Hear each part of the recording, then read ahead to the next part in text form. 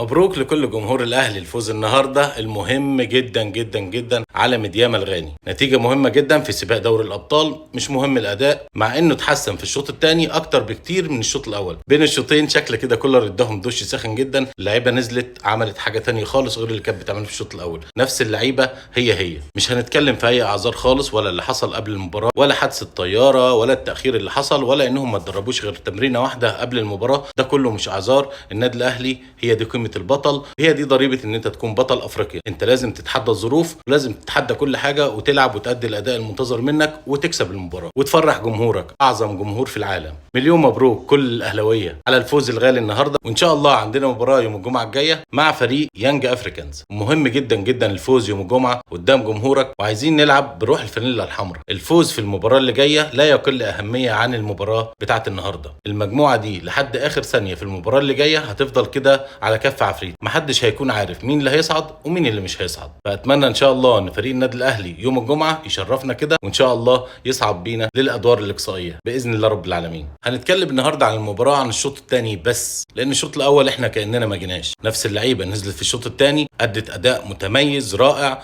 مسكوا الكوره، كنا مسيطرين على اللعب، قدرنا نحط هدف باقدام حسين الشحات في الدقيقه 48، وبكده نبدا الشوط الثاني متقدمين ومرتاحين. ومع التغييرات اللي حصلت كمان في الشوط الثاني، رضا سليم، وسام ابو علي، ورامي ربيعه، واكرم توفيق. عمرو السوليه كان في الشوط الاول كانه مش موجود، ومعظم الفرقه كانها ما جاتش، بس عمرو السوليه قدم اداء رائع، هو ده المنتظر منه، وهو ده عمرو السوليه اللي احنا عارفينه. الشوط الثاني كان اداء متميز لعمرو السوليه. عايز النهارده كمان اتكلم عن البطل، وانا شايف ان هو مان اوف ذا ماتش، مصطفى شوبير. مصطفى شوبير النهارده عمل يمكن ما لا يقل عن 6 تصديات رائعين جدا، وكانوا ممكن تكون اهداف محققه، وده ان دل يدل على ان احنا مرمانا في امان. برافو برافو شوبير، كنت على قد المسؤوليه النهارده، وكنت راجل جدا في المباراه. وعايز كمان اتكلم عن ياسر ابراهيم، كان من افضل الناس النهارده على مدار المباراه لحد لما طلع مصاب. الف سلامه لياسر ابراهيم، وان شاء الله تكون اصابه خفيفه باذن الله. برافو رجاله الاهلي النهارده، هو ده الاهلي، هي دي شخصيه البطل، بتلعب تحت اي ظروف وبتتحدى الصعاب. والبطل حتى لو انت مش في حالتك لازم تكسب.